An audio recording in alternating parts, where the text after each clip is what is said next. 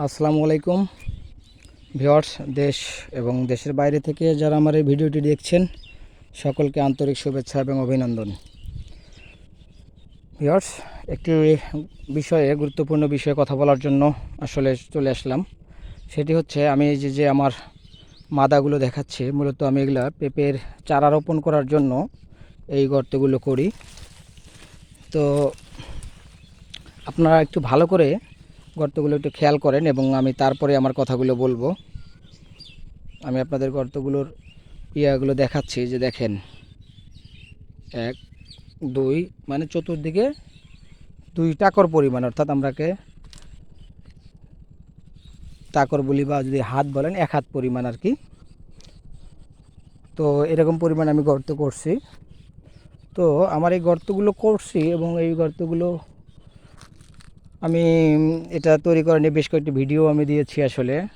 আসলে আমার প্ল্যান ছিল যে এই গর্তগুলো একটু বড় করে করছি এবং এখানে নিচে কিছু জৈব সার, গোবর এগুলো একটু বেশি পরিমাণে দেবো, কেননা যেহেতু এটা আমার দীর্ঘমেয়াদী একটা ফসল পেঁপে, তো সেক্ষেত্রে বারবার তো আর এখানে করা সম্ভব না। তো এই জন্যই আমি কিন্তু একটু গর্ত বড় করে ফেলছি।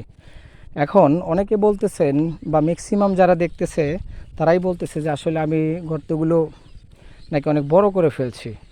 তো আসলে যারা এই বিষয়ে অভিজ্ঞ বা এক্সপার্ট, আমি তাদের সকলের মতামত চাচ্ছি। অবশ্যই আমাকে পরামর্শ দিবেন যে আসলেই কি আমি গর্তগুলো খুব বড় করে ফেলছি কি না, বা এই বড় করার কারণে কোনো ক্ষতি হবে কি না। এখন আমার যতদূর ধারণা, তো গর্ত বড় করার কারণে আসলে কোনো ধরনের ক্ষতি হবে না, বরং আমার উপকার হবে। আমি যদি এখানে পর্যাপ্ত সার বা পর্যাপ্ত দিতে পারি, সেটা আমার জন্য আরও উপকার হবে। কিন্তু অনেকে বলতেছে যে আসলে গর্ত বড় করার কারণে বেশি বড় হয়ে গেছে। আসলে বেশি বড় হলে, বা আমি বেশ কয়েকজনকে প্রশ্নও করেছিলাম যে আসলে বেশি বড় হলে কি সমস্যা, তো সেক্ষেত্রে আসলে তারা কোনো সদুত্তর দিতে পারেনি। এখন আপনারা যারা দেখছেন বা এই বিষয়ে জানেন, আমি তাদের কাছে জানতে চাই যে আসলে এরকম মাদা বা গর্তগুলো বড় হলে আসলে কোনো ক্ষতিকর প্রভাব পড়বে কি না, এটা আপনাদের কাছে জানতে চাচ্ছি। আর পরে আমি নিজেও আসলে চিন্তা করলাম যে আসলে এর ক্ষতিকর বা খারাপ দিক কী হতে পারে। তো আসলে সত্যিকার অর্থে আমার মাথায় তেমন কিছু আসে নাই।